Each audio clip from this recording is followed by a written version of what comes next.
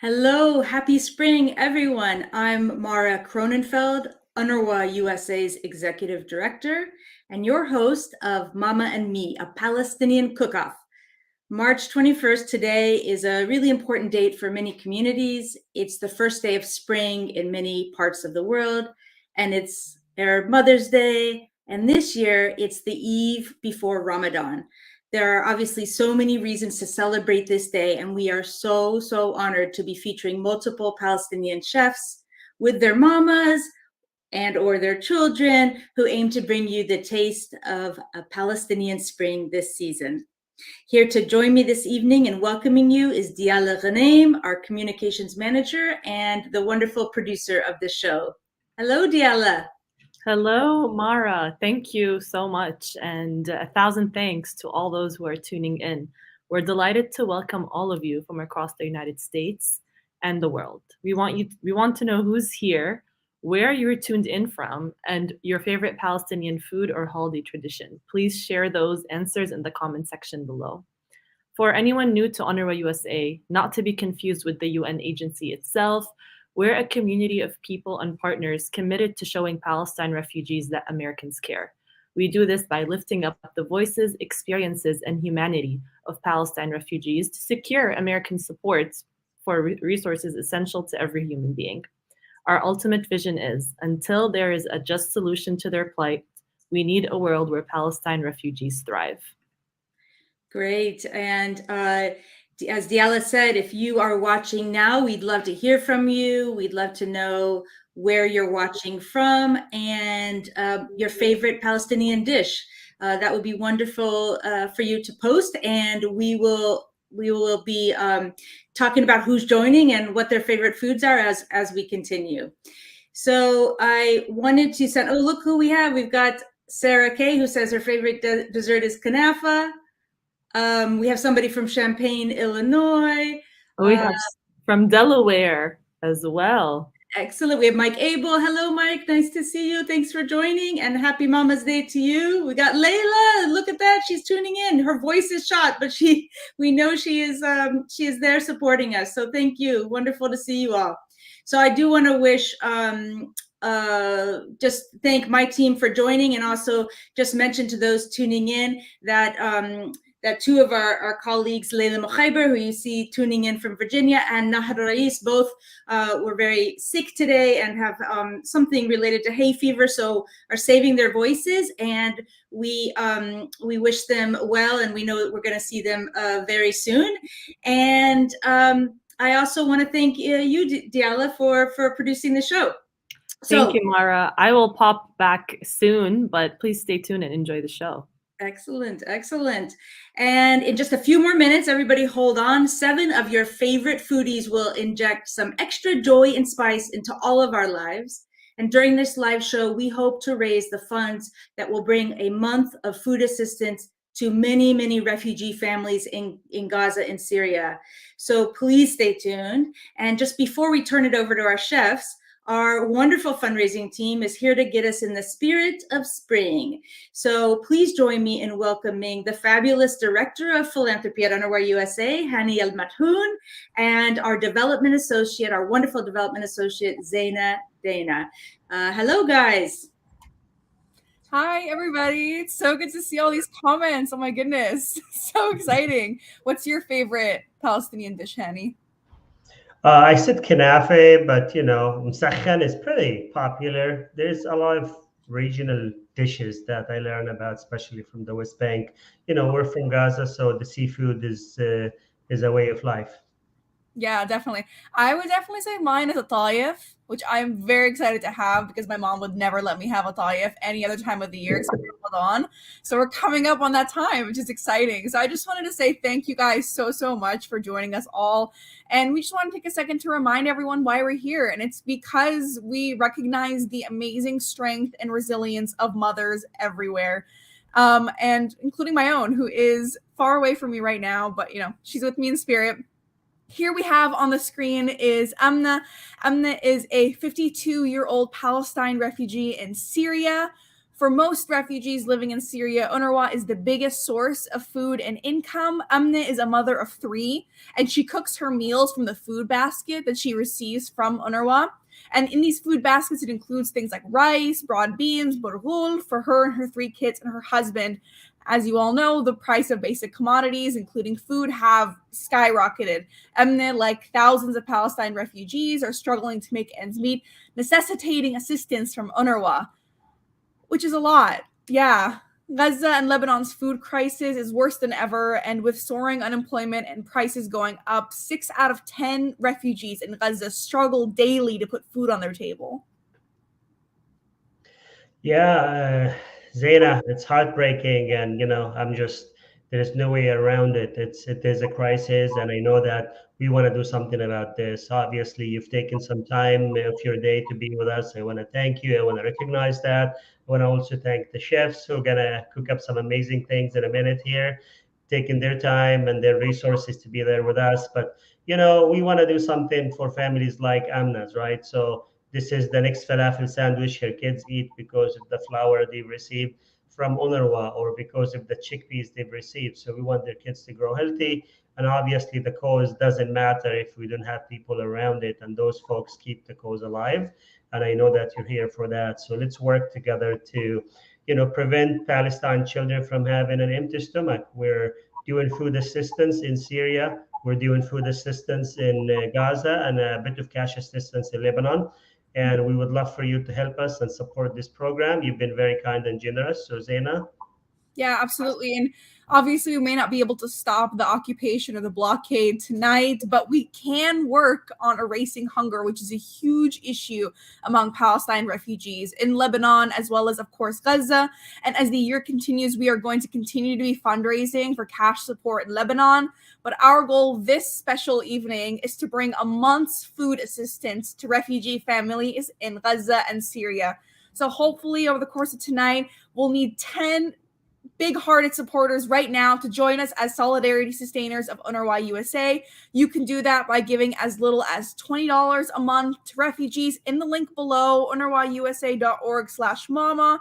Steady monthly donations ensure that more Palestine refugees receive the help that they need. If you're already a monthly donor and you're tuning into this call, we just want to say thank you, because truly you are the lifeline for a lot of the programs and the work that we do, giving this pretty much life-saving assistance for Palestine refugees. So thank you so much if you're tuning in and you're already a solidarity sustainer. It's amazing work that you guys do.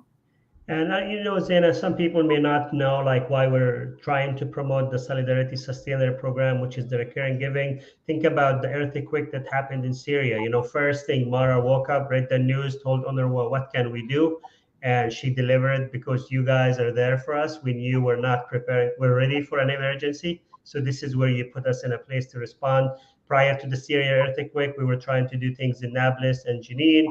We're always ready to help Gaza because you position us this way to support the Palestine families. But Ramadan is around the corner, so Ramadan Kareem for those who celebrate. And Zain, I understand we have a special offer today. Yeah, we actually do. So today, if you join us as a solidarity sustainer, you'll get a special little gift. It's a Palestinian food basket from El-Ard. So here you have an opportunity to support refugees and also support these resilient Palestinian farmers and families who are living in the West Bank. And these items begin shipping as early as tomorrow, I believe. We have some za'atar in there, and we have some olive oil, all coming from Palestine. So this makes an amazing and fabulous gift for Ramadan, for an iftar, for that one family member who's really hard to shop for. It's a great way to get Palestine back in your home when many of us, including myself, are so far away. So every time you savor this, you can think about how you're also helping Palestine refugees. And that's a pretty nice gift. Yeah, so it only takes 30 seconds for you to sign up. We're looking for 25 people in this call right now to become Solidarity Sustainers. I believe we can hit the target, but we just really, we're not asking you to look at statistics. 6 out of 10, 7 out of kids are hungry. It doesn't matter. We're asking you to help one, and that's our ask. So please join our Solidarity Sustainers, position us to be responding to crisis in a positive way. And your investment in Palestine and the refugees is an investment in the future of the cause and the people who keep it alive. So I'm taking a look here at the report, and I'm seeing we have received our first monthly donor. Thank you so much. I will keep my eye out for the best people we have. I see Yasmin just signed up, so thank you so much, Len. So you guys keep going. We need 23 people, and again, I really want you to enjoy the show. So I'm gonna stop talking now, and back to you, Zaina. Yes, thank you, everybody. Like I said, your out of the basket is going to be on the way for you. So thank you guys so much for joining, and we hope more people will join today. And for without further ado, Ramadan Kareem, and enjoy the show. Great. Thank you, Hani and Zaina. And thanks to all those who are going to be signing up tonight to be Solidarity Sustainers and support food baskets for Palestine refugees in Syria and in Gaza, especially during this Ramadan. And Ramadan Kareem to everyone who's listening and celebrating. It's obviously very soon. And I also want to just tell you that my mouth is watering looking at all these comments about people's favorite foods. We have lebna, hummus, tabbouleh, kusa bil-laban. I haven't seen matlube, which is my favorite dish. Mulakhiya. Let's see, masakhin. Wonderful to see these. Keep sending them in, and we have folks coming in all the way from California, Illinois, Los Angeles, Virginia. And then we have a very important question, which I'm going to have our chefs answer later, perhaps, if they have the time. Paul Khwaja wants to know if chickens can eat za'atar. I cannot answer that, Paul. Maybe the folks at Z&Z who make delicious za'atar can answer that. So we'll hand it to them later. So as I mentioned, we have San Diego as well. Welcome, Randa Baramki. So soon you will meet our 7 beloved Palestinian chefs and food bloggers. They're coming in going to join us tonight with their kids and their mamas. And really, they are the stars of the show today. And they're going to walk us through how to make our favorite Palestinian dishes. In order of appearance, I would like to welcome and introduce our chefs. We have Maha Kailani from Canada. And I think they're going to be joining on the screen, I think. So we have Maha Kailani from Canada. We have Muna Dubbaneh from the famous Z&Z Manouche Bakery here in the DMV, the Delaware, Maryland, Virginia area, and actually right down the highway from where I am, north of DC. They have an amazing bakery with amazing manouche. I get to go there every once in a while. We have Laila El-Haddad from Maryland. We have Suzanne, Maryland as well. We have Suzanne Husseini, also from Canada. Mai Kakish of Almond and Fig from Chicago. And the co-founder of April is for Arab Food. Thanks for joining, May. Fadi Kattan is coming in all the way from London and Bethlehem. And last but not least is Reem Assil from my home state of California. Reem, we had the joy of eating your food when UNRWA USA held our Bay Area Gaza 5K out there last September. And look out, because we're coming back again in this September 30th, for our next Bay Area Gaza 5K, and we'll be hitting you up again, Reem. So look forward to seeing you today. A heads up that due to the time difference between here and Bethlehem, where Fadi is, either he's in Bethlehem or London, but the time difference meant that he was not able to join us live, but he sent a video making a famous Palestinian dish with his mom. So please stay tuned for that. And those are my main announcements. Just wanted to point out, we got Brooklyn. We have Fatima. Thank you, Fatima. Wishing Happy Mother's Day to the ladies. Happy Mother's Day to all the mamas who are tuning in and all those who have mamas. And at this point, let's sit back, relax, and enjoy the show. And stick around, because after the chefs present their recipes in about half an hour, anybody listening will have the chance to ask questions and interact live with our guest presenters. So thanks very much, and I'm turning it over to the chefs now, starting with Maha Kailani. Marhaba, everybody. Ramadan Mubarak. Happy Mother's Day. Ramadan Mubarak and Happy Mother's Day. This is my pride and joy, Sophia. Happy Mother's Day to my mom, Soher and Ammar. We love you, Mama. So we are doing a very traditional Ramadan drink. Can you guess what it is? What is it called? Vimto.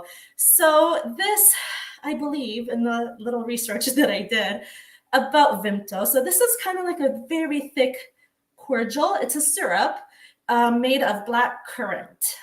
Black currant is a fruit. And this was introduced by the British when they were in the Middle East in the 1940s, 1950s. And ever since then, it has been a Ramadan staple. Nobody really knows how it became to be a Ramadan staple, but it is. And it was introduced by the Brits. And honestly, we cannot go without Vimto in our household during Ramadan. And it's very easy to make. So I'm just going to pull my screen down so you can see what I have going on here. So I have two little twists to making Vimto. First, we're going to pour the syrup. And I don't measure anything, honestly. So do you want to go ahead and measure or pour? Like about like half a cup, maybe. Let's start with half a cup. Okay, I think that's good. And then next, we're going to put in some ice cubes. Just have some ice cubes here. Oh my God. They're actually hard to take out. That's okay. Okay, so this is a very thick concentrated syrup. So we are going to dilute it. How I grew up having it, it was just diluted with water. My mom just diluted it with water. However, we're going to dilute it with some club soda, or in this case, I have some lime flavored Perrier. That's okay. Here we go. Let's see if we can get all these ice cubes in here. I think we should have taken these ice cubes out beforehand, right? That's okay. Okay, that's it for the ice cubes. Next goes in the club soda. You can do unflavored. I happen to really like lime for some reason, lime flavored club soda in Vimto. So you can just pour the whole thing. There you go. There you go. Look at that beautiful color. Oh my goodness. And look how it's fizzing. Beautiful. Next, here is another little twist I like to do. Some frozen pomegranate seeds. So I forgot to mention, I live in Canada. So right now there's not really much of anything that's in season. So I tend to buy frozen stuff during this time of year. So frozen pomegranate will do just fine. There you go. If you have fresh pomegranate, definitely use that. But also because it's frozen, it will let out its juices more. And you will taste it in the Vimto. It's really, really good. You can put as much or as little as you want. And it kind of just like melts through the juice. Okay. You want to put more or is that enough? Okay. Okay. So let's close this baby up. Let's move everything out the way. Do you want to bring the glass so we can have a drink? A halal drink, guys. Halal Ramadan drink. There we go. Look at that color. Okay, stuff. Let's try it. It's so good. Yeah. All right, let me pull the screen back up. What do you think? It's good. It's a must try with the lime club soda, or you can just use regular club soda, but definitely something fizzy. And the pomegranates, so good, especially when it starts to melt through. Right now, they're still a little bit frozen, but when it starts to melt through, so good. Definitely give this a try. Ramadan Kareem. Ramadan's in 2 days. We're very excited. Sophia's very excited. She's going to fast for the whole day, right? Yeah. She's going to try her best to fast the whole day, mashallah. Thank you so much for joining us. Bye. Bye.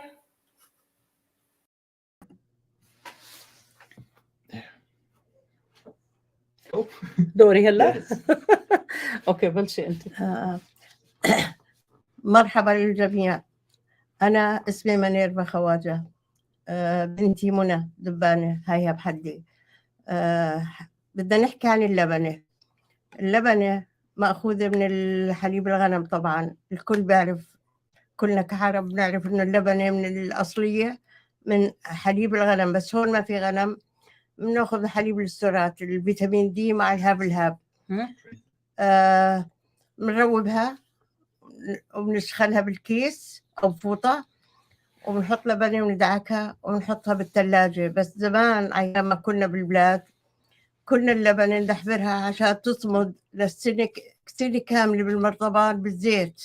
وهي في عندنا صحن من النوع اللي بندحبرها هون حتى إنها تطول أكتر. كل ما كانت بالزيت مدحبرة كل ما استمرت أكتر. واللبنة تعتبر مادة غذائية مهمة جدا، يعني بالبلاد كل بيت عنده كمية كبيرة من اللبنة والجبنة والزعتر والزيتون. هاي أهم أنواع الأكل. كل الصبح لازم نفطر على هاي الأكلات. طبعا هون إحنا صرنا نعمل كميات محدودة مش لسنة، نعمل كل فترة بنعمل شوي، نحطها بالثلاجة أو مندحبرها. والمضبوط لا يعلى. يعني أنا بالنسبة إلي يمكن شوي بختلف عن بعض الناس، بفضل اللبنة بالبيت تنعمل ونفطر عليها مع خبز تازة، خبز البيت والزعتر والزيتون، أذكى من كل أكل برا. وبشجع الكل المضبوط، يعني إنه مش شغلة صعبة بس حلوة إنه الواحد يمارسها ودائما مأمن البيت بالبونة هاي. Okay, so basically what my mom was saying is the lebanon is one of the house staple foods for breakfast, mainly in the Arab world. So the way that it's made, normally we boil the milk, and that's the way that we all learned it from our mothers, grandmothers. We boil it, we add culture to it when the temperature is just right. We leave it overnight. The next morning, the whole milk turns into yogurt, and then we put it in a sieve. And so in the past, it used to be what my mother said. People made it into balls with lots of salt so they can preserve it with oil from one season to another, because the milk comes at a certain time from the sheep. So they had to do this in order to have lebanon all year long. But for us, lucky us nowadays, we have refrigerators. So what we do is we make it small amounts. We leave it as a soft serve, like the ice cream, soft serve. Your toppings can vary from whatever you want to put: tomatoes, cucumbers. It's so good on a sandwich. Spread it on homemade bread. Usually it's a little bit thicker. You cut it open, you spread the lebanon, bandora wa khiyar, and enjoy.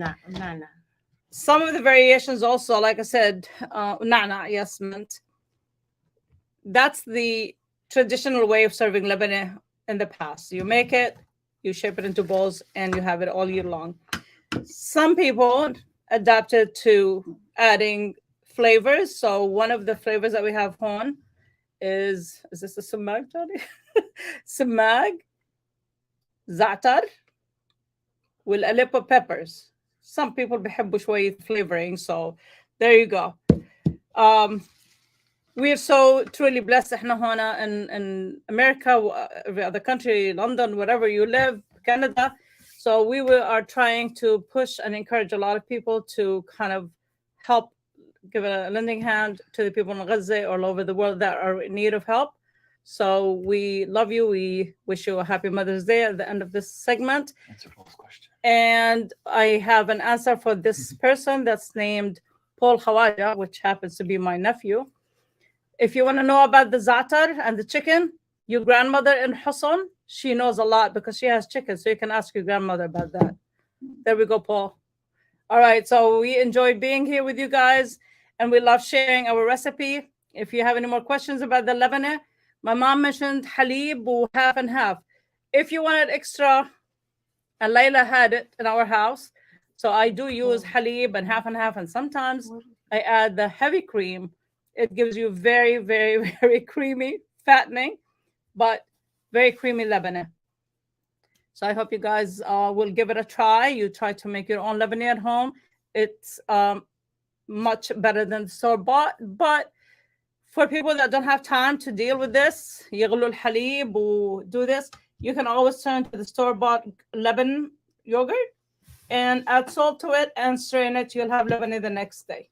So have a great evening, everybody, and thank you for this program.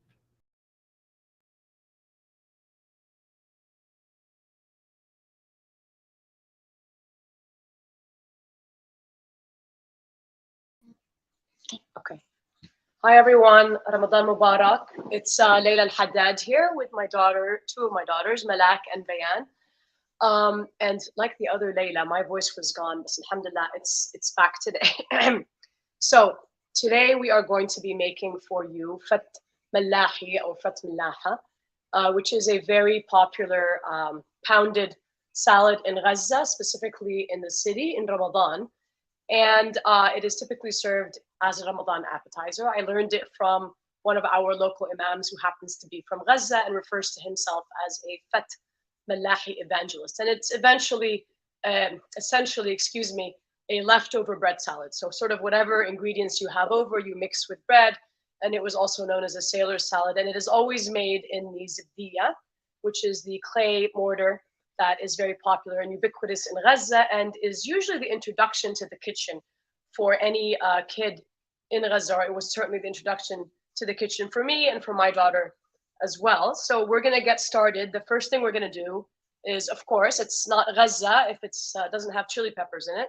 So we're going to go ahead and chop and mash 2 of these chili peppers. Malak, do you want to go ahead and do that? No? Okay, they're refusing to chop the chili peppers because they're... Okay, I'll do it quickly because I guess you guys don't want to get yourself... I do. No, I think you're gonna, if you touch your eyes after you chop these, man, bad things will happen. Okay, so we're gonna go ahead and chop these really quickly. You can leave the seeds in, you can take the seeds out, it's up to you. I would usually advise you take some of them out because they just kind of might get in the way and be too hot, but it's really your call. I'll take a little bit out and leave some in. While I'm doing this, I do want to answer the chicken question that seems to be on everyone's mind. I actually have backyard chickens, and yes, they will absolutely eat za'atar. Actually, the sesame in the za'atar is excellent for chickens, and the za'atar itself is really good for their respiratory health because chickens can get a lot of respiratory diseases. So I don't know if that's helpful or not.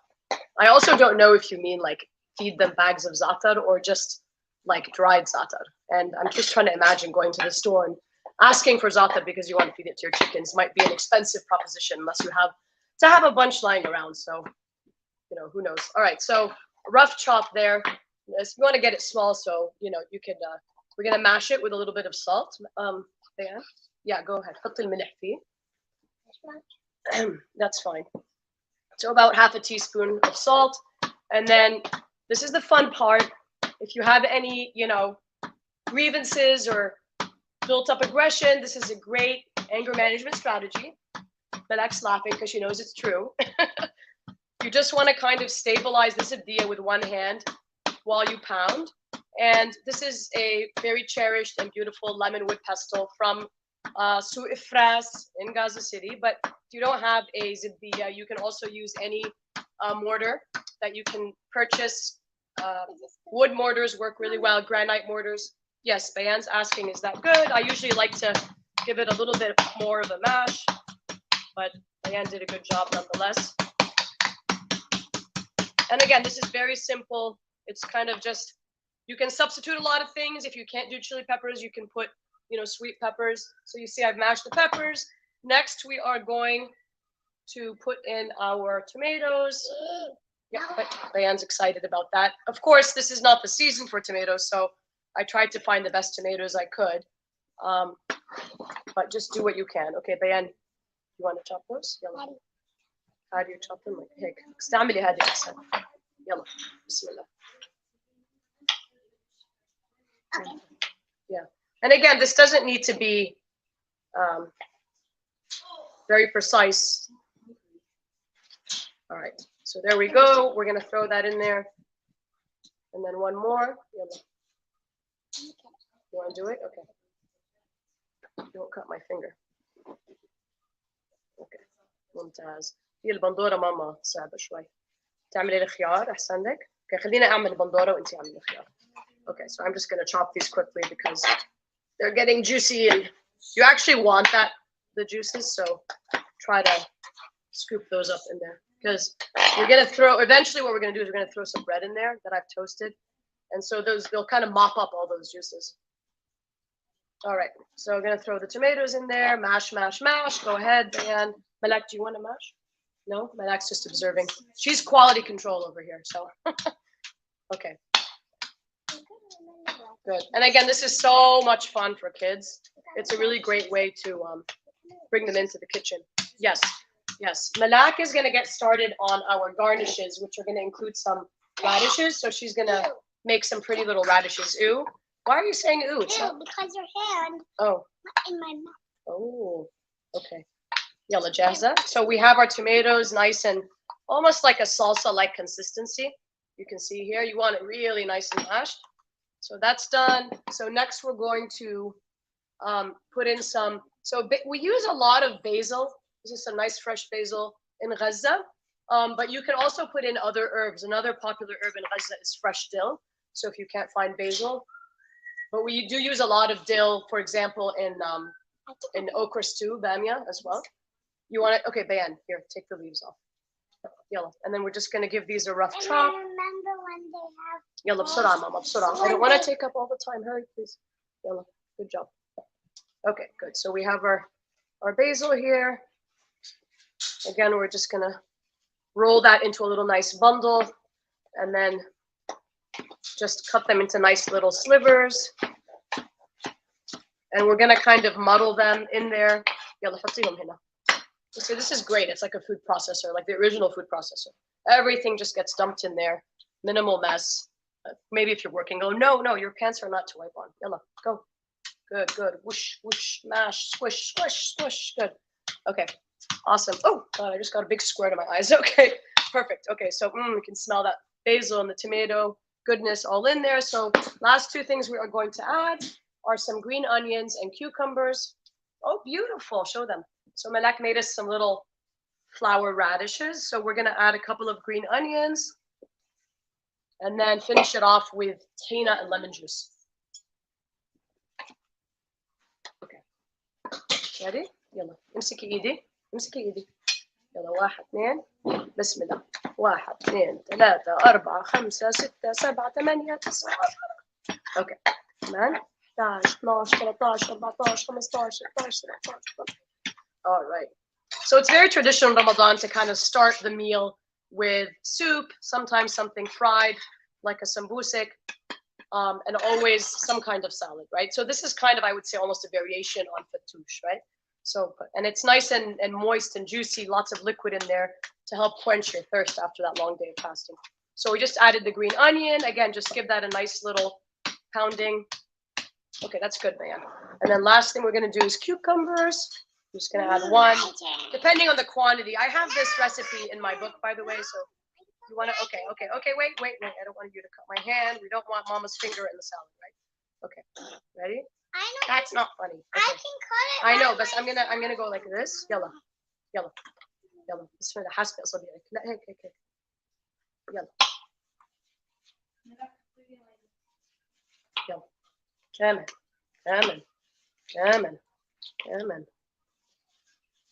شكرا. Okay. هلا خلينا نحطهم هنا. So we're gonna add that cucumber. They should be more finely diced, but Bayan did a sufficient job. Just going to help her out a little bit and make these a little bit smaller. And okay, we're going to add that in there. Can we watch Mandalorian? Nope. We'll see. If we finish, we can watch Mandalorian, okay? All right. So it seems kind of strange, but we are pounding the cucumbers just a little bit. And finally, we are going to juice a couple of lemons, mix them with some tahina, and pour that on there. Ready? So yalla, jaza. Okay, Malak, can you juice the lemons for us, please? Yalla. So while Malak is juicing the lemon, we're going to open up the tahina, and we're going to put a nice heaping tablespoon or a little glug on the lemon, mix it together, and pour that on our salad.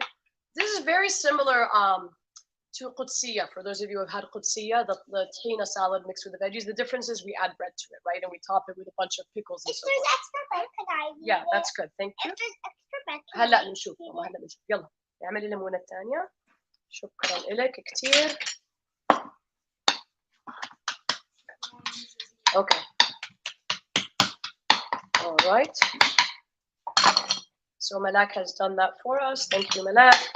We may need a little more lemon. Let me check. I guess it's okay for now. All right, so we're gonna add a nice big glug of tahina.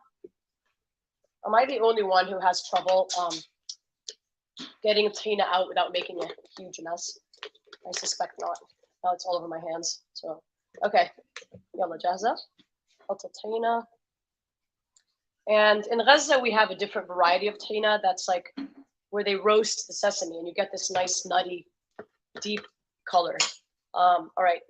So, yalla. So just gonna whisk that together. Very good. Malak, okay, perfect. Yalla, حطيها. So last step, we're gonna add the tahina and lemon juice in there. Mumtaz, bravo. And Malak is just cutting up this toasted leftover bread that we have. Shukran ya azizati. Mumtaz. Okay. Set that aside. Yalla, mama. Yalla. So Bayan is just mixing everything together right now. The tahina with all those yummalicious salad ingredients. And then we're gonna add in these leftover toasted pieces of khubz. Oops, they're just flying all over my kitchen. And everything will get soaked in, so don't sweat that too much. Okay, ready? No. So, yalla, because we're taking up time. We want to finish. Okay. Give me extra bread. So that's done. Yalla. Extra. Everyone's fighting over the bread. Okay, yalla, حطي. Okay. And that's it. So now what we're gonna do, we're just gonna garnish it. I'm gonna show you what it looks like in a second. Okay, that's enough. That's enough. Don't put any more. It's too much. Malak, I said don't put any more. Okay. So everything is mixed in. Really, what you want to do, honestly, you clean the sides, served in here. My hands are washed, and you kind of just go. Whoosh, whoosh. You're just gonna mash everything together with your hands to make sure it gets nice and mixed in. Okay. And so that's what it looks like. We're gonna top it now with some zaytun. Malak, go ahead. And the radishes. Some beautiful olives here. Oops, and I just managed to spill everywhere. No, pick the olives out and put them on top. Yeah, you can de-seed them, but for time's sake, we're not gonna do that. Just put a few on there. Okay, that's fine. Okay, and then put your beautiful little radish flowers on there. One more. And last but not least, filfil. And actually, I spoke too soon. Last but not least, حطي الفلفل. حطي زودي يلا. Yeah, of course. Finally, am I the only one that gets gifted olive oil in these old soda bottles? Yeah, well, this is from Palestine. So we're gonna add a nice little glug of olive oil. Be generous with your olive oil. There we go. Okay. And that's it. So this is fat malahi. Not only is it in the zibdiya, but it's all over my hands. Malak is going to go and show you. There we go. Beautiful, yummy, delicious, healthy way to break your iftar. Sahtin. Do it. Yo, hi there. Okay, I think we're on. We're live. Yes. I'm here. I'm Suzanne. This is my daughter, Iman. And she's my first baby. And we've been cooking a lot together. We used to do anab together. We did all kinds of things together. Yes, right? we did. So today we're going to show you how to make fatayr sabanich, which is basically a spinach pie. And what I've done is I've combined spinach and Swiss chard, which is sillet bil Arabi. So I've mixed the two. I've rubbed it with salt so that it actually diminishes and loses a lot of its water, because that's very important that you squeeze all the water out, because you don't want a soggy fatayr. And then I added onions that I've cooked with a little bit of olive oil to take that, onion taste. I put green onions. I put what, Iman? I put lemon juice.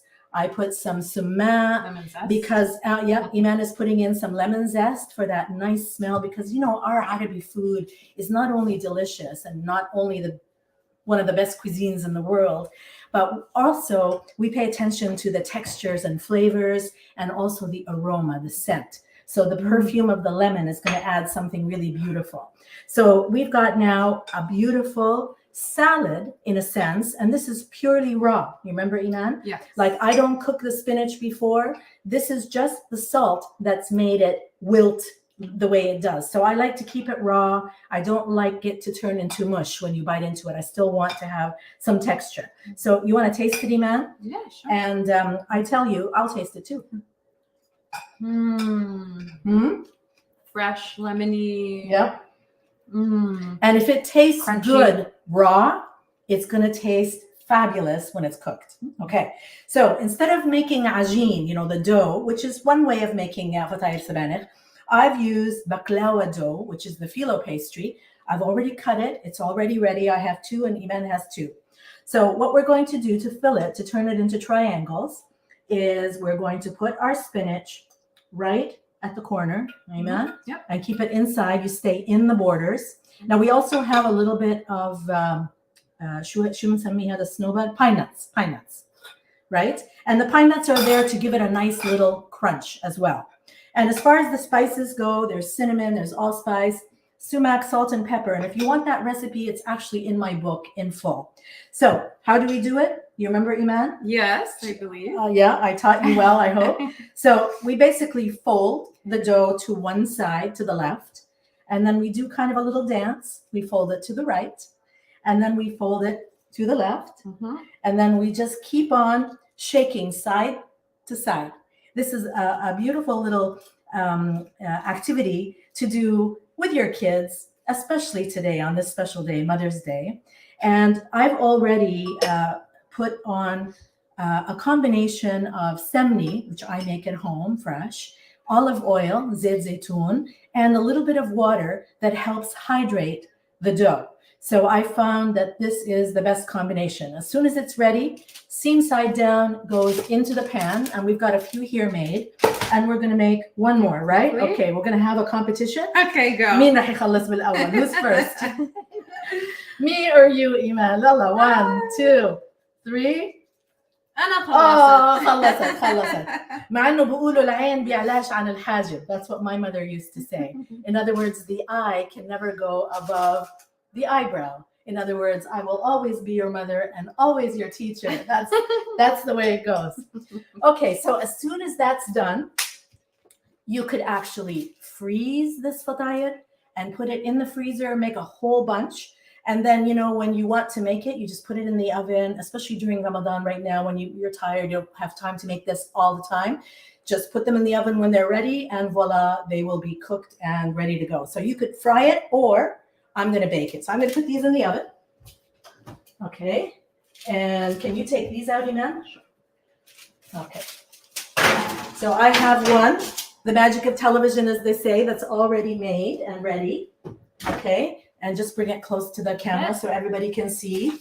They're nice and crunchy and crispy, and we're going to prove it to you. And golden. Yeah. So we're going to put them here.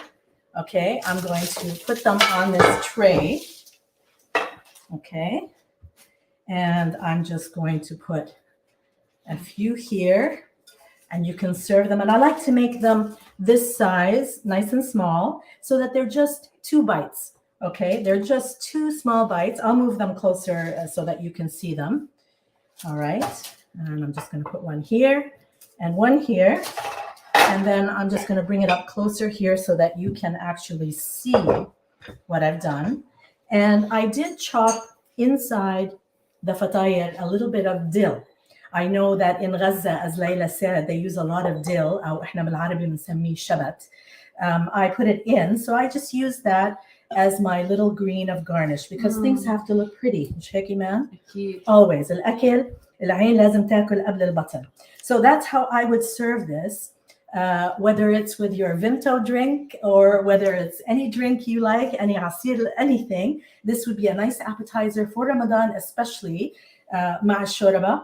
if you don't want to do sabanich, what are the other things we used to put in, Iman? Remember? Cheese, meat. Yes, cheese, meat, ground meat for sure. Or sometimes I will make amsakhan version of this, which is basal ma'li ma summa, like with summa and onions, and olive oil, and then little pieces of chicken. So that could be a nice little crunchy ftiri or fatayr amsakhan. So we're gonna taste. Okay. Yalla. And We I have like to prove it. I like to dip these sometimes in leban. Ah, It's the cold and the hot, Hot. and the crunchy. yes. Yeah. Yalla, it's crunch good. away. Mmm. Wow. That's hot. Hot. Did you hear the crunch? Very crunchy. I make these for all my friends who are non-Arab, and when they eat these, they're just blown away. They say, "Wow, I don't think I've ever had anything like that before." So you probably haven't, but this is how rich and diverse our cuisine is. Ehna, as the Arab world and our Palestinian delicacies, and these are them. And may I add also that instead of, let's say, silet that I used and the sabanich that I use today, you could also use batli or farfahina, which is purslane in English. That is also a nice substitute. So there's all kinds of things that you could fill in here. The world is your oyster. And this is our contribution today to show you something that we used to do when Iman was young, and something that I'm sharing with you all on this special day. It's the first day of spring. It's also Eid al-Umm, Mother's Day. And me as a mother, nothing makes me happier than standing beside my baby here, cooking with her. And I'm going to tell you another thing. This is the best Mother's Day for me because my baby is having a baby. She is actually pregnant. And this is brand new information. You're the first to know. The secret is out. So what better gift for a mother than to have a grandchild come from her firstborn? And I'm so happy, and I'm on the verge of tears because I'm so happy. So I want you all to hug your children and hug your mothers really tight. Happy Mother's Day لكل أمهاتنا في كل العالم العربي وكل أمهاتنا بفلسطين والله يحميكم والله يخليكم I wish you the best. and وكمان طبعا رمضان جاي فبعيد الكل وبقول لكم رمضان مبارك عليكم جميعا وبنشوفكم قريبا. Thank You had fun, Iman? Yeah, it was Habibti. nice. Thank you.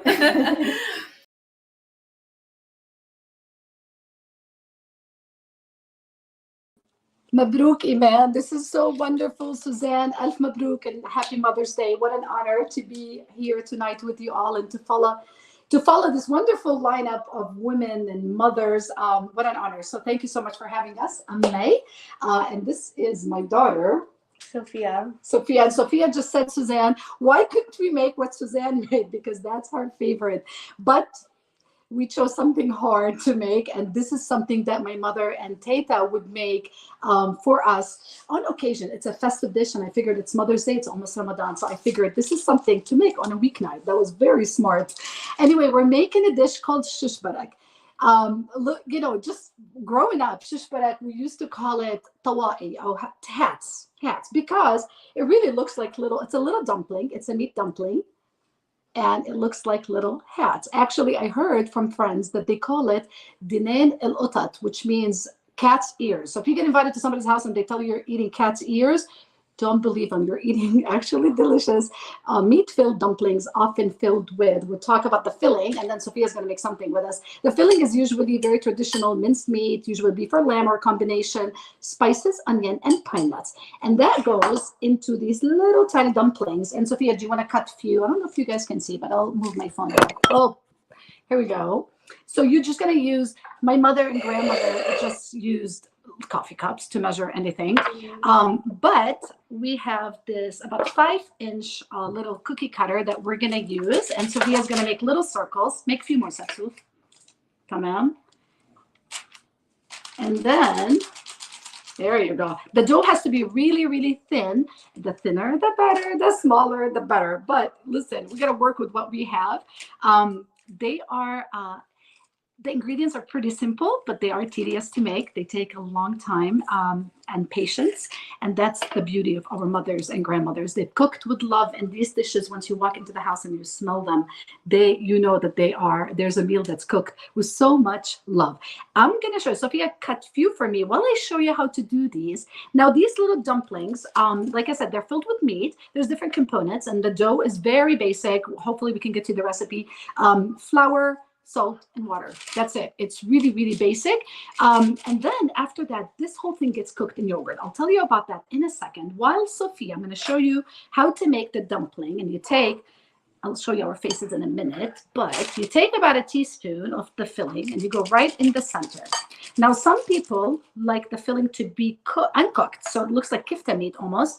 But my teta's version, my mother's, is of cooked meat. So we put the meat in the middle. We fold the dough on itself, creating half a moon. So here we go. Make sure that all the filling is enclosed. And this is a very simple dough, so it kind of, it doesn't it's very forgiving. And what you're going to do, you're going to flip it this way and you're going to fold it over. So then, did I do a good job with this? So here we go. It looks like little dumplings or little hats. Should we make one more? Okay. While I make a few more, and you guys can see, Sophia is going to show you, what are you going to make? It's a garlic topping. احنا بنسميه أتحة, and that's the best part. It's the garlic topping that goes on top of the yogurt once it's cooked and flavors the entire yogurt. Some people use cilantro. We're going to use what, Sophia? Get some zait, and we're going to put some zait into the pan. Okay, go ahead, Sophia. Put it right here. Sophia's going to do some zait, zaytun, olive oil. Yeah, perfect. A little more. Excellent. What else, Sophia, are you going to put in there? Garlic. Garlic. Lots of garlic. Very good. You can leave it for later. Okay, Sophia رح تزيد garlic. Do you want to add? Perfect. Lots of garlic, or as much garlic as you want. Bravo. And then what else, Sophia? شو كمان? What else are you going to add? Some spices. You don't have to do the chili, but we really like it. So a little chili flakes go in here too. Maybe a few more, Sophia. You're good. Good. And then the best part, which is what? Sophia, what's the best part? Nah. This is not from our garden. You're going to crumble it right on top of the olive oil. Here comes our dog. We have more guests in the house. Again, fold over. Okay, Sophia, now stir it together. Very nice. And Sophia's going to take this mixture that we call atha, and she's going to put it right on the stove top. Sophia, you want to cook it, Mama, here? Go ahead. Sophia, cook it for a few seconds until it's fragrant. We're not looking for something that is, we're not looking to overcook the garlic or darken it, just like a soft color on the garlic. After that, how's this? This whole mixture, the dumplings, you have two choices. My grandmother really never did that. She used the dumplings straight from making them like this, and she would just dump them or put them inside the yogurt to cook, just like you would with pasta or ravioli. It's really, really very simple. And I heard actually shishbarak is a Turkish word that means enclosed or little hat. So as you can see, the little meats, they're meat-filled little dumplings. My grandmother, so she would assemble them and she would do trays and trays of them. You can freeze them and use them throughout the year to make soups and other things. Or you could also bake them, which is a little bit easier. If you bake them, you're just looking for them to hold their shape, see a little bit hard, and then you just cook them from frozen. You just put them straight into the yogurt sauce. Well, Sophia, oh, I smell that garlic, Sophia. Good job. While Sophia is cooking that garlic, I'm going to show you the yogurt sauce that we made. Good job, Sophia. Stir, stir. There you go. This is how, maybe I'll ladle some into a bowl. Yeah, just a few more seconds and you are done. I'm going to show you how it looks with the dumplings cooked inside. And those dumplings cook in no time. So here we go. Yogurt is a little strange for some people, but in the Arab world, and especially in Palestine, we love savory yogurt. We cook it. Somebody mentioned in the comments that they love kusa b'laban. That's another dish that's made with cooked savory yogurt, and all it is yogurt cooked down. I add an egg. We'll add the recipe for you. Cooked with an egg, cornstarch, but pay attention because a lot of the Arab yogurts on the market have cornstarch. The ones that are intended for cooking already have cornstarch, so you can omit that. The egg, you will not taste the egg. It just adds amazing silkiness. I think you're good, Sophia. I'm gonna bring it over. I'm gonna help you. All right, here we go. Now what Sophia's gonna do, here's a spoon, Sophia. And this is the atay. Usually it goes all over the pot. Sophia, take a little, oh, I wish you guys smelled that. Some people call it tashes just because of the noise it makes. So take a spoonful, be careful not to burn yourself, and drizzle it all over the top. Ya salam. There you go. A little more over here. And excellent. That's good. That's a lot of garlic. Okay, you want to add some pine nuts on top? Good job. And a little pine nuts. I'm going to show you, the yogurt doesn't separate. Don't be scared to cook with yogurt. And if it does separate, oh, look at that. There we go. It's creamy. Look at the dumplings. I'm going to show you. Here are the dumplings. They get super, super soft, and they are really, really good. It's a meal that takes patience and time, and we're going to spend the rest of the evening, Sophia and I, on Mother's Day, finishing this, and we wish you all a happy Mother's Day. Ramadan Mubarak. We wish our families بغزة بكل فلسطين Ramadan Mubarak وسنة خير. Thank you. Wow, that is amazing, May. Thank you and your daughter so much. I am starving. I don't know about the rest of you, but I already had dinner and I need a second dinner. These recipes, these dishes that we've seen have been terrific. Thank you so much, and Alf Mabruk, Iman. What a special Mother's Day for you.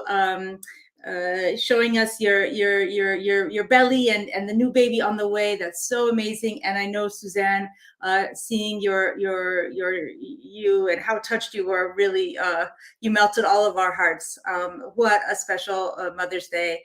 Thanks to all the chefs and their children, their daughters. It looks like mostly daughters today coming out. We are so grateful. So, and also just wanted to say that we have about 10 or 11, I think 11 now matches. Sorry, not matches. We have 11 recurring donations that will help bring food baskets to those in need during Ramadan in both Gaza and Syria. So we ask all those tuning in, if you're willing to contribute, become a solidarity sustainer, a monthly sustainer. Your gift of $20 or more will get you an El-Ard gift basket, which Hani described earlier, and we'll describe again soon. So thank you so much. And let us now turn to Fadi Kattan, who has a video coming in from, actually, I don't know if he's in London or Bethlehem. He lives in both places, but he's going to be sharing his video, and he will be side by side his beautiful mother, because it's Mother's Day, Eid al-Umm, and I'm far away from my mother. My mother's in Bethlehem. I'm here in Paris. But I still wanted to participate with UNRWA USA for that fundraising event because the work they do is fantastic. And then it's an opportunity to be able to talk about Palestinian food in Palestine, in the diaspora. Today, my mother is going to do a idra, and the idra she does is the best. But the idra is done at an oven, at a wood oven. So she's going to make her own idra, her meat, her rice, together, the garlic, and then it'll be sent to an oven. She's going to take it to the oven. So we're going to be calling her a bit later on to find out about what she's doing.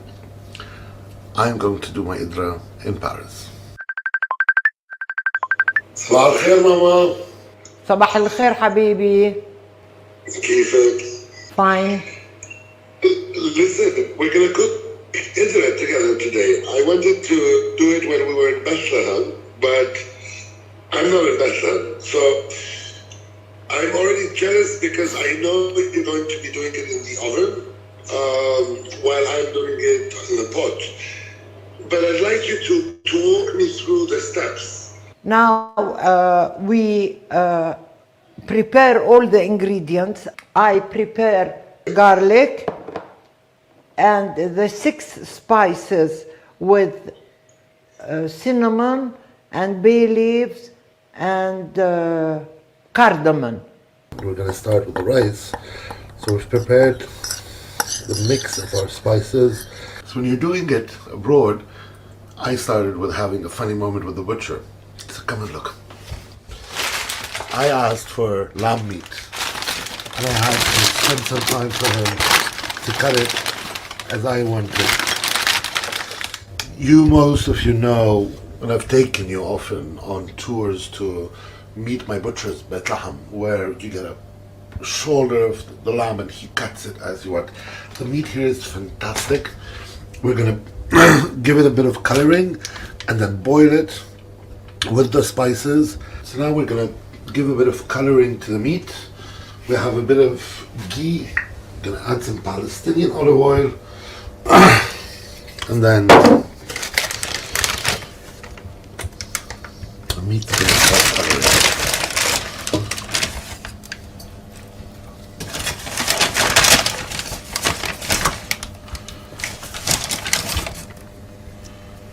Now the meat is coloring. You're gonna add a bit of water.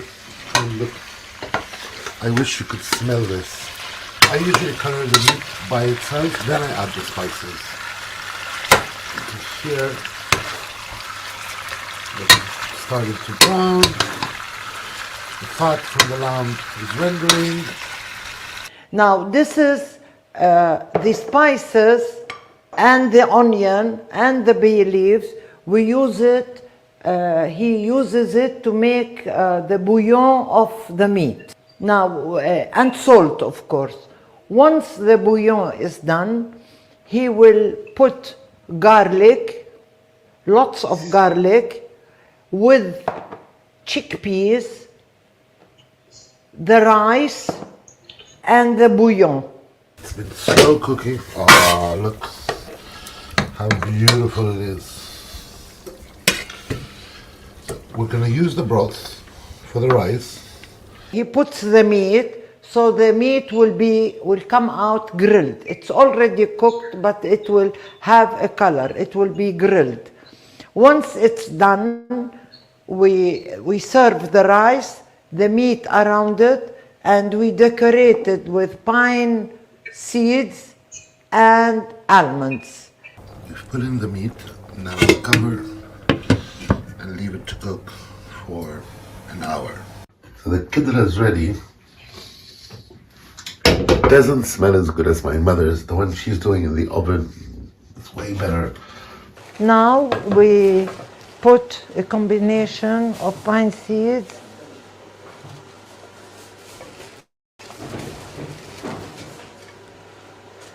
and almonds and we serve it like this with a yogurt on the side. A bit of pine nuts.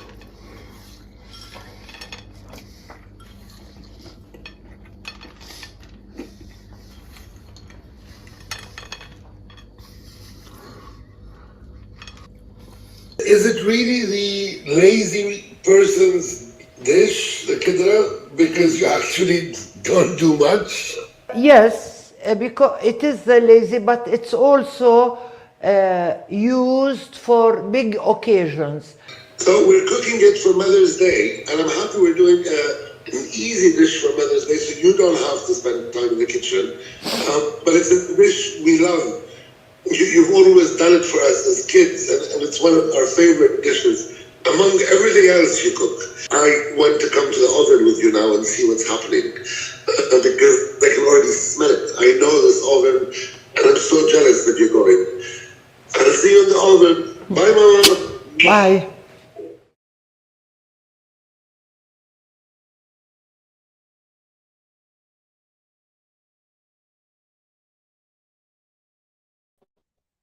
Do you want your hat?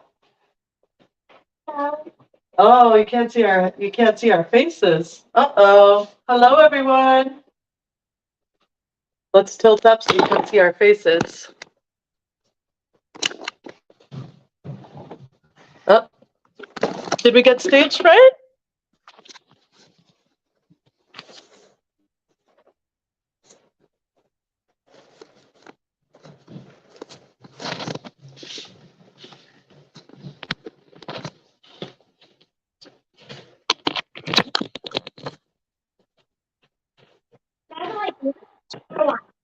here we are. The live of life. We're going to cook it in just a second. Once Grandma's cooking. And tortilla.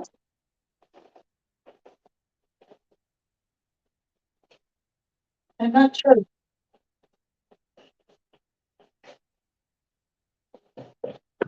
Can you all see us? Hello, hello. Can you hear us, Reem? We can hear you, but we can't see you. So let's give you a chance to fix. I don't know what happened to the camera. Let's see. Yeah, not. I can see myself backstage. Why? Okay. Why don't you?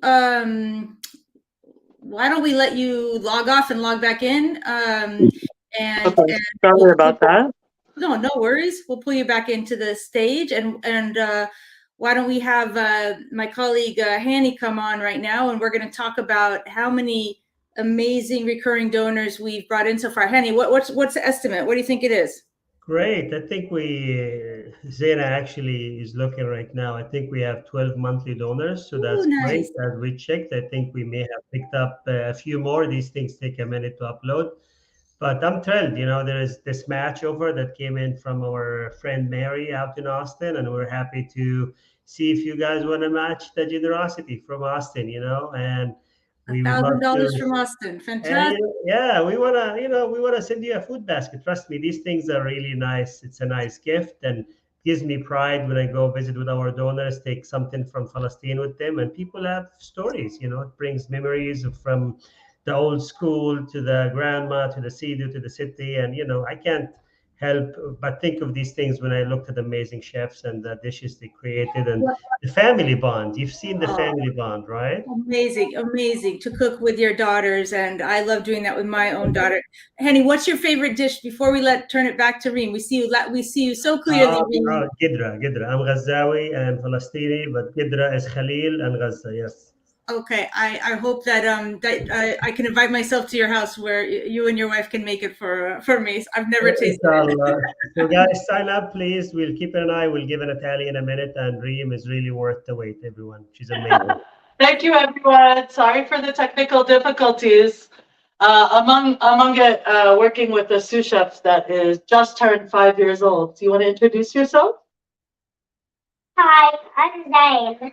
This is Zane, my son. I'm Reem. I'm the chef at Reem's California in the Bay Area in California. If you ever visit, be sure to walk into our bakery. This is a very exciting time of year because Ramadan for us means Atayef mania.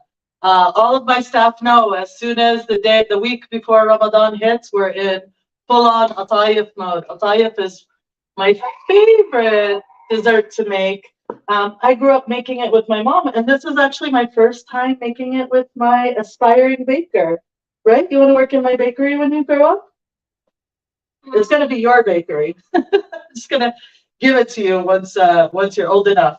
All right, so we're going to start off by making atayef is essentially like a dumpling, and I call it a dumpling. It's a pancake meets a dumpling meets syrup meets the most delectable fillings. We're going to do a walnut stuffed atayef today. So we're going to start by it's a really, really simple batter. We're going to bloom our yeast and our sugar and our water. My lovely sous chef is going to pour it in there. Yep. There you go.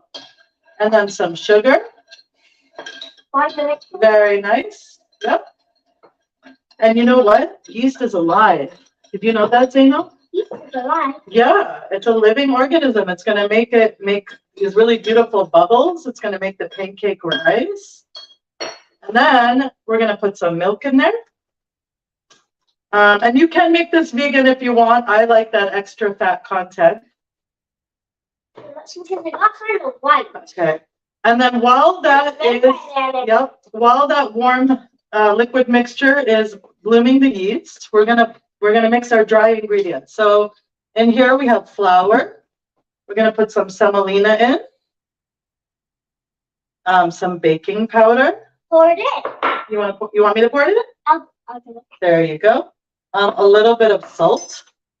Oh. And then we're gonna mix that all up.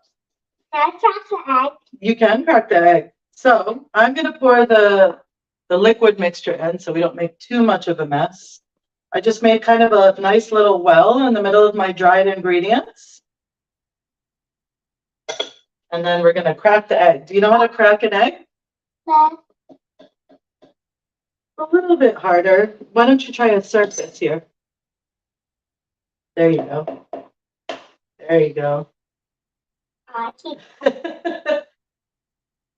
It's live TV, so the hazards are part of the fun. All right, go ahead. I'm just gonna pour the yolk in. Yeah. You. All right, what happens next? Mix. What do we do? Yep, we mix Where's it. my whisk? Where's your whisk? Oh, Your whisk. You. And you're gonna mix this batter up. Now, the yeast kind of does two things. It lets it give it a good rise, but the yeast also helps the batter develop flavor. So if you want to make this batter ahead and then just let it sit in the fridge, it's gonna get nice and yeasty, sour, which I love in my ataya. All right, so we're gonna do this batter. We're gonna let it sit. And then we're going to do some filling. So you can do this with a lot of fillings. At Reem's, we do it with walnuts. We do it with sweet cheese. Cheese is my personal favorite. We're going to start with crushed walnuts. And then we're going to mix. That's about 2 cups. We're going to mix a little bit of sugar in there. I'll go first. Yep. Then you guys have Okay, go ahead. yeah, mix it. Get the mixing. Yes. We're going to throw some cinnamon in there. And coconut. This is a very traditional thing. My mom grew up, we did coconut in there. You want to mix it, mix it? Oh, With your spoon? And then no Arab dessert or is complete without your blossom water. So we have orange blossom here. We're going to pour a little bit in there. I'll mix it again. Keep it mixing. That's our filling. And then some rose water in there. There you go. What's it gonna do? It's gonna make a really, really nice and sweet filling. You wanna smell it? Smells really, really good.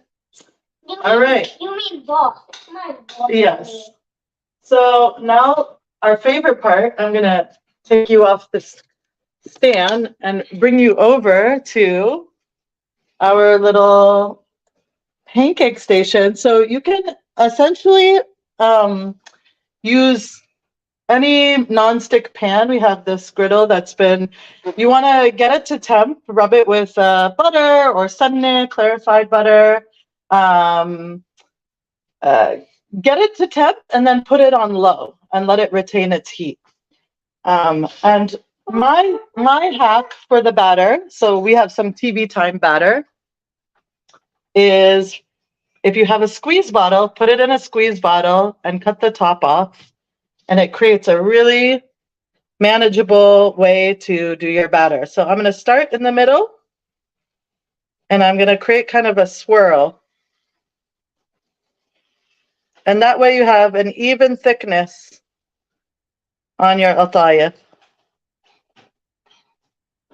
Just like that. Zaina, you want to try it? I know you said you wanted to try one. Would you like to demonstrate to them? Try one of the circle ones. The circles, yeah. Yeah? We have some of this chair. So we have to bring your chair over here. All right. Let's see what you got. How do I do it? Here, let me, right here. All right, just keep squeezing. Just squeeze, squeeze, squeeze, squeeze. Very nice. You want to do a baby one? That's it. That's it? Yeah. Very nice. That'd be the kid one.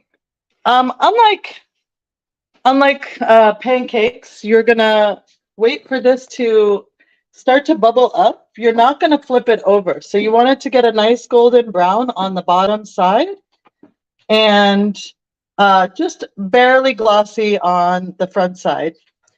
And your final product should look like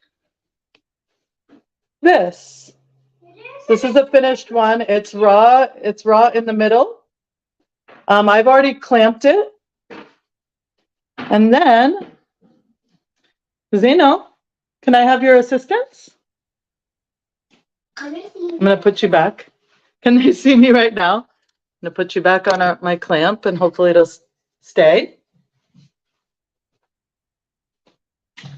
We're going to take the filling, give it a spoonful, stuff it in there. I like my atayef to be nice and stuffed.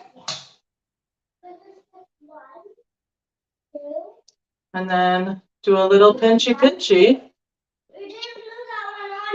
And so my mom definitely was more of the healthy atayef. Traditionally, we didn't stick it on yet because we're in the middle of a cooking show, which you're supposed to be on with me. Are you getting shy? That's the other thing, waiting for a 5-year-old to have the last bit of a cook-a-thon. So you can either fry this or bake it. I need some clay. He's going to make a bouncy ball. That's why I need to do it. Yes, some of that. And in this interest of time, I'm not going to demonstrate that because I have a 5-year-old running around. But you can either fry these or bake them. And then make a simple syrup. We call it aql. It's 2 parts sugar to 1 part water. And of course, all your blossom waters, a spike of lemon, and dip the atayef right in there. What's fun about these, my mom used to make the pancakes and all we would do is just take the raw pancakes or par-baked pancakes and eat them right off the griddle. So that was my favorite pastime. So I'm going to enjoy that right now. Thank you so much. Happy Ramadan Mubarak. Happy Arab Mother's Day. Wishing myself a happy Arab Mother's Day because it is really hard being a mother in the 21st century, as you can see live. Wonderful, Reem. Thank you so much. And thank you, Zain. You're an excellent sous chef. It was nice to see all the sons and daughters out there supporting their mamas on Arab Mother's Day. And that lovely video, cross-continental video, across oceans video of Fadi and his mother was also wonderful. You all, again, have made us so hungry. I think we're going to do our best to finish out the show and start to make some of these recipes. Thank you so much, chefs. Again, a special shout out to all the wonderful mamas and all the wonderful kiddos. The demos were incredible. And as always, all of our hearts are warmed by your dedication to Palestine and its refugees. Again, I can't wait to make these dishes for my family later this week. And at this point, I'd like to call up our wonderful communications manager, Diala Ghanem. Again, she's the producer of this beautiful show you got to see today with all these wonderful recipes and cooking demonstrations. And we're going to move into our interactive Q&A. Isn't that right, Diala? Yes, thank you, Mara. And a huge shout out to our chefs and their kids and mamas for their work. Everything looked so mouth-watering, and it makes me very proud to see the diverse options of Palestinian cuisine. So echoing Mara, I'm confident a lot of our viewers will be incorporating dishes from today in their Ramadan and their Easter menus throughout the year. I'm sure all the chefs have piqued our audience's curiosity. So this will be a really fast and short, fun, rapid-fire round of questions to the chefs who are able to participate. So I'm going to bring all the chefs on stage. So I hope all the chefs are ready. We have Maha here. We have Laila. We have Mai, Mona, Suzanne, and Reem. Hi, everyone. Hi, everyone again. Hi again. So I think the first question, thank you so much for all the work and time that you took to be here with us. Everything was so phenomenal and so heartwarming. So the first question I have is for Maha, actually. So Vimto is definitely a new tradition on Palestinian tables. So why did you decide to make it? Well, it's something that I grew up with. Yeah. I don't know. I didn't. Does all my Palestinian friends here? Did you guys grow up with Vimto, or is it just me? And you felt that everyone said yes, like it was part of. Any answers? What was that? I grew up with Vimto on the table. Say, as we speak, one of those I had to hide from the photo Ramadan started. So definitely, I don't know part of the Ramadan table, but you know. Oh my God. What is that? The sound is delayed. Yeah. I'm gonna wear. Yeah, I had a hard time hearing you, Laila. Sucking. I don't know. That's okay. I wanted to say, Laila, my daughter really enjoyed your segment because she's Ghazawi herself. So every time you said this, Gaza, she's like, I'm from Gaza. I should know this. So she really loved, really connected with your segment. Thank you, Maha, for the response. I think Mara, next question's for you. Yes, great. I would love to. No worries. But yeah, we gotta have Vimto on our Ramadan tables. It might be a Khaliji thing, perhaps. It might be. But yeah, it's something that was always there during Ramadan. I think my only change that I'm doing with it now that my mom used to do, she used to just dilute it with water, and I guess things evolve over generations, right? So yeah, it's I will be trying a nice your refreshing recipe. treat after a long day of fasting. Yes, I will be trying your recipe this year for my Ramadan table. So thank you, Maha, for sharing that. I think the next question, Mara, is for you. Great. So yeah, I would love to ask Muna. Lebanon is associated with so many memories for so many people. What is your earliest memories of Lebanon? Obviously, you share the tradition of making it with your own mother.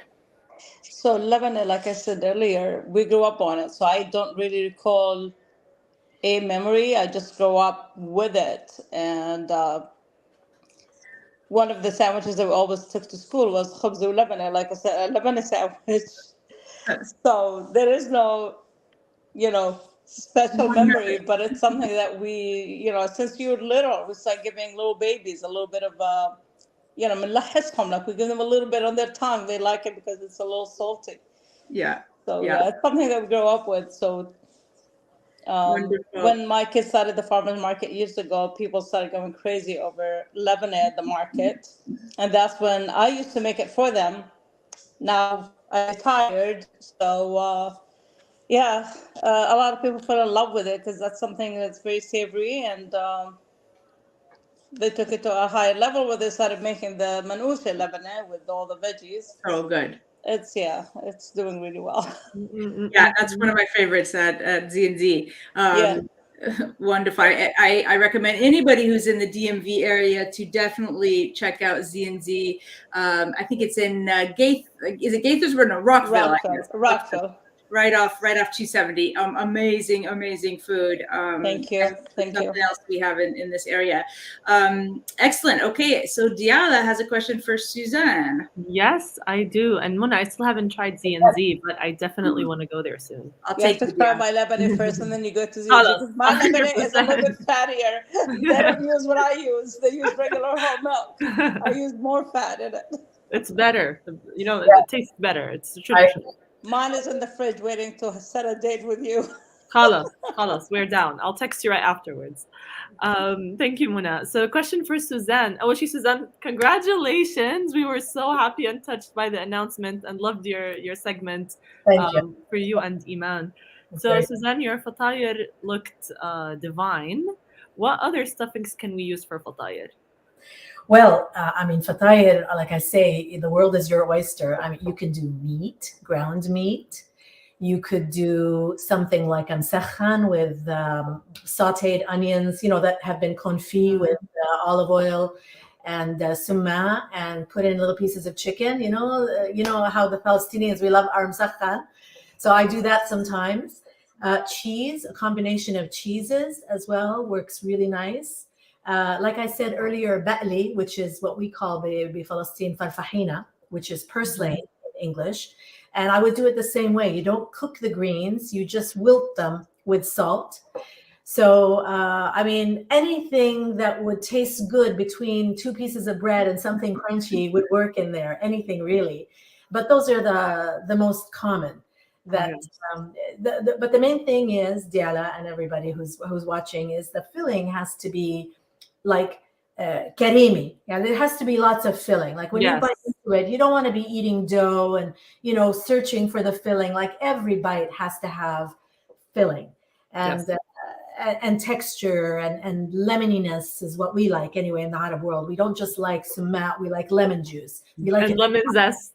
Yeah, and that's exactly how my family makes it. Lemon zest, sumat, and lemon juice, and you have to be very generous. So you hit it right on the head, Suzanne. Exactly. And I showed you today the using like a shortcut or by using the phyllo dough, the ajin al-baqlawa.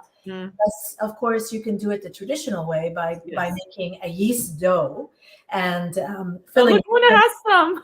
Well, that would be nice. Or you do al-ajin al-awis. Do you know what that is, Diala? Al-awis. اللي بيكون عجين يعني dough that has no yeast in it. So it's actually more like a strudel. So it doesn't puff up. And you can get all kinds of nice layers. And you can do that with the same thing. وبعدين the most important ingredient is za'atar. You can actually use za'atar akhdar مع بصل وسماء and fill this as well. So there's so many options. Yes. Stay tuned to my channel. I'll be making lots coming up. Yes, please follow Suzanne on her channel, purchase her book. You will be completely satisfied, if not even more satisfied with every content that you get from her. Thank you, Suzanne, so much. Next question, Mara, I think is yours. Yeah, let me ask Laila. We saw you cook something unique to Gaza, and we also saw another Gaza dish. So there's clearly a unique cooking technique and unique ingredients. What is your favorite dish from Gaza? It's hard to decide, but one of them, let's say. Oh, Laila, you're on mute. Sorry, say, and it's not. Oh no, we want to hear you, but you sound like. So maybe you could. Something's wrong with the sound. Maybe you can type it in. Actually, we'll come back to you. Maybe see if the sound's better. But if you want to type in the chat, even the private chat, what your favorite dish is, and I could tell everybody. Oh, we miss your voice though. So let's see. She's gonna type it in. Laila, I do want to let everyone know, and I think Mara and our fundraising team has also suggested anyone that donates within this hour will receive the recipe cookbook from all these chefs personally from me. I will send it to you personally. So Laila, please feel free to add your response to this question in written form, just for the sake of time and because there's a bit of a technical difficulty. Yes. Excellent. Yes, everybody who has tuned in will receive this digital cookbook with all these recipes. So I can't wait to see it. Okay, Ella, for May. May, my beautiful, beautiful May, who is also my neighbor in Chicago. Hello, I'm still working on this. I know, you're still making the shish barak. So this is a bad idea on Mother's Day. So May, actually, yes, if I may say this, you should get yourself a mom like mine who made me some, and it's in the freezer because she's so amazing. Send her all the love. كل سنة وانتم سالمين. Thank you. May, you always, in every single show that we've had, you've always made something that takes me back to my childhood. حبيبتي بقلبي. Shish barak is one of my favorite dishes, and I remember growing up and seeing both of my grandmothers and my aunts on both sides of the family making the dough, but shaping it with small coffee cups. With Sophia, this was easier. I'm like, yes, go. Yes.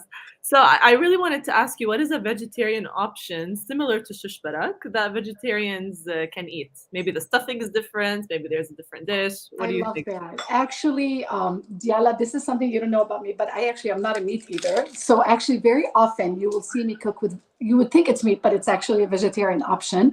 Wow. My sister is vegan as well, so we're always coming up with ideas to cook traditional recipes with, you know, a vegan option. So option one would be, that's accessible to everyone, is mushrooms. Saute them, mince them really, really small, add all the spices, all the seasoning that you would with minced meat, hashwe, right, sabaya. So add that. You really, the texture is really beautiful, and it mimics the meat. Another option that we're seeing on the market, there's a lot of meat replacements, but it's not accessible to everyone. I have my reservations with it, so you could use that as well, and it works exactly like you would with minced meat. You would just saute it and onions and olive oil and spices. Perfect. Another idea, if you want the dish with, if you can eat yogurt, you could do zucchini. Somebody said in the chat, you don't even have to stuff the zucchini. Zucchini makhrut, like just kusa makhrut, which is just diced up zucchini. Exactly. And the best part of any of these dishes that makes it really come to like home or life is the atha. Do you call it the same way? And everybody, do you guys all call it atha or Yeah. Yes, that's the best part. And if it smells like that, it kind of tastes like that because it's the mint, or the cilantro and the garlic and olive oil, and you just add it at the end. So you turn off the stove, you add the tashe or the atha, and it gives you that kind of, it mimics that dish. So zucchini is a great option in here instead of actually doing all this work with the dumplings. Wow, thank you, Mai. I'm sure a lot of people are going to appreciate this option because we do have a lot of vegetarians and vegans tuned in tonight. Yes. So thank you, Mai, for that. For sure. And our final question, Mara. Yeah, we have for Reem. Thank you, Reem. I know you have your son Zain is gorgeous running around. So we this is what, you know, this is what us mamas do. And I got my Zaid and Nadia waiting for bedtime, so I know what it's like. But here's a question which actually came from a listener who was tuning in just now. Her name's Didi Musa, and she wants to know, Reem, if you've had any experience or you know anybody who's made a tayyif with gluten-free flour. Is that something anybody's had experience with? Talking about you know vegan and vegetarian options, but also gluten-free. Is that possible? It's a good question. I mean, we haven't quite done it at Reem's, but I suppose it would be a different product, but similar to how Asians do their rice dumplings. Yeah. Like a rice flour, it would just have like a little bit more of a mochi texture to it. But I don't see why you couldn't do that. But yeah, I mean, obviously, because gluten-free, that part of what holds the atayef together is the gluten that's formed from the flour and the water. It will just be more delicate, right? So you just have to be more careful with it when you stuff it. Don't overstuff it like I tend to do. My dough is obviously with the yeast and it's really designed to be more hearty, so that it can hold a lot more stuffing without falling apart, right? So okay, well, great. We didn't try the atayef when we were when we had your food last September, so we got to try it this September. We'll be by. I had the knafe with the ice cream, and that was so good. Thank you all, and there is a recipe for it in my cookbook. If amazing, y'all wanted to look it up online, I think it's out there. So. Great, and we'll share. We're going to share the digital cookbook for everybody with just this atayef recipe and all those recipes that all of you wonderful chefs and mamas shared tonight. We thank you so much, and we're about coming to the end of our presentation today. But we're so grateful to all of you. We're so grateful to those who tuned in, and I think my fundraising team just mentioned we have about 20 people who've signed up to be recurring donors. We're still aiming to get 25, but 20 is amazing. And we had $1,000 match, which helped. And then some of those recurring donors were well above the $20 mark. So I can thank you. I want to say to all of you listening, but but really most of all to the chefs, the mamas in the room right now. You all made this happen with your genius, your cooking genius, your warmth and your spirit that you came on the show tonight to tell everybody about this amazing tradition in Palestinian cooking. So shukran katir, alf shukr. And we're gonna turn over now to back to Hani and Zaina to talk a little bit about what we're raising funds for tonight. And again, Diala will be sending all those listening the digital cookbook with all your wonderful recipes in it, so people can look you up and also find those of you who have books or restaurants, they can find you and either cook what you make or eat what you make. So thank you so much. Yes, thank you to the chefs again so much. And now I'm going to be bringing the fundraising team on in just Happy Mother's Day, everybody. Thank you. Ramadan Kareem. Yalla, bye-bye. Bye.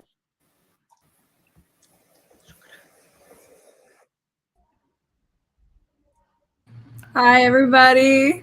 A round of applause for the chefs, the mamas, the host, Mara, Yala, everyone. Thank you so much. Zaina, what do you think? Anything good? Any take notes? Any surprising ingredients you learned about today?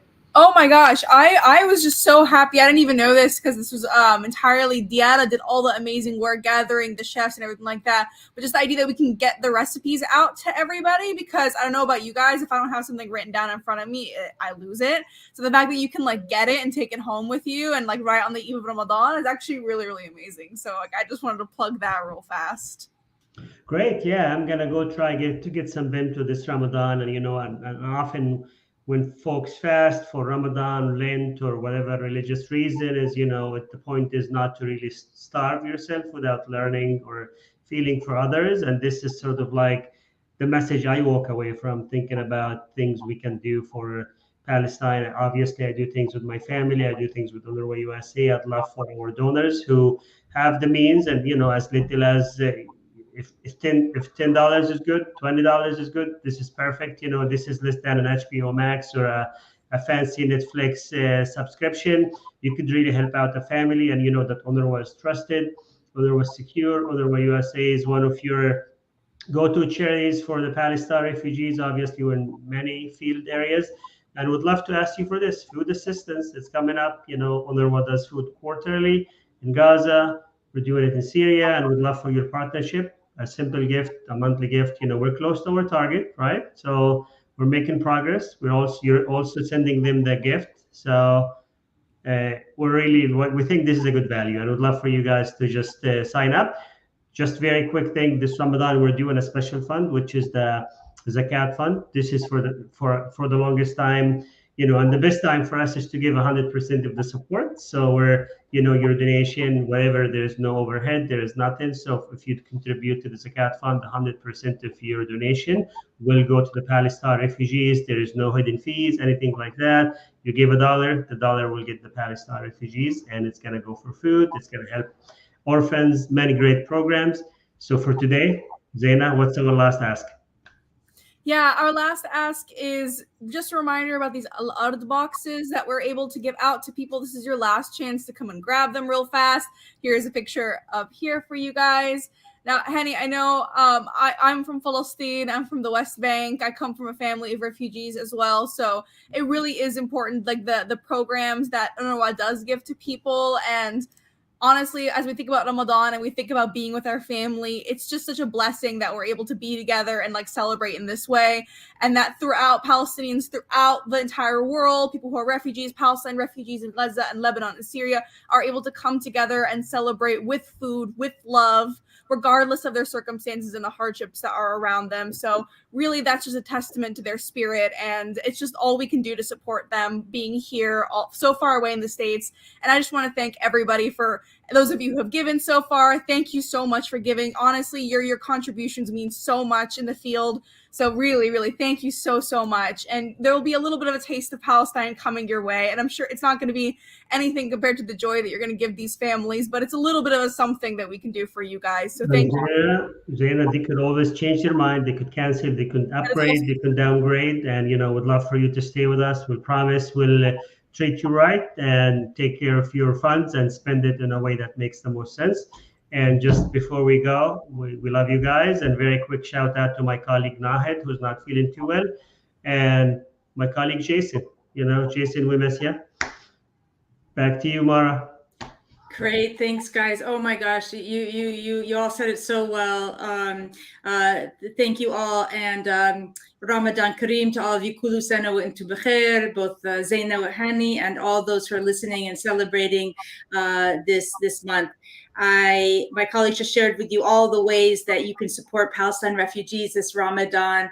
Your donations are so meaningful. Every dollar counts. And we're just so grateful for all those who became solidarity sustainers today. We truly are. We have the best. I mean, I've worked at a number of places and we have the best community, the best supporters around. So thank you all. And a reminder for everyone who gives today, we will send you the exclusive recipes from today's show, courtesy of our chefs. And like Zaina and Hani said, if you pledge a monthly gift of $20 or more to Palestine refugees now, we'll mail you a free food basket from Al-Ard, the one that Zaina showed you. It'll come from Palestine straight to your belly. So we hope you enjoy. Again, Alf Shukr, 1,000 thanks to our chefs. Thanks to all of our generous supporters and our beloved viewers. Don't leave just yet. I want to give a shout out to the entire UNRWA USA team, behind the scenes and in front of the camera, and those sick at home, including our dear colleague Laila El-Haddad, who's been commenting, Nahar Rais, who's also sick, who is an amazing colleague, and of course Jason Terry as well, who is our Director of Strategic Programs. We have a great team here. I'm so lucky to be able to work so closely with all these wonderful people. And last but not least, thanks to our beloved viewers and supporters. We really are grateful, and we are so we feel that this work we do is a labor of love, helping Palestine refugees basically get access to essential food, health, housing, education, and protection services. And we're so thankful to UNRWA staff, many of whom are refugees themselves, for carrying out life-changing programs, sometimes in the most challenging circumstances, all the way from Gaza, the West Bank and East Jerusalem, Syria, obviously having experienced the earthquake, Lebanon with a dire economic situation, and Jordan. So again, shukran katir. And I think we have everybody on screen who's been participating. Thanks so much. Stay up to date with our work by following UNRWA, UNRWA USA. Don't forget the USA part. We're different from the agency. All of our social media channels, especially Instagram, and you can find me on LinkedIn. Thank you for showing Palestine refugees that Americans truly care. That's our show for today, folks. Again, Ramadan Kareem, and have a great rest of your week. Thank you. Thank you. Happy Mother's Day. Ramadan Kareem, everyone. Thank you. Bye. Bye-bye. Bye.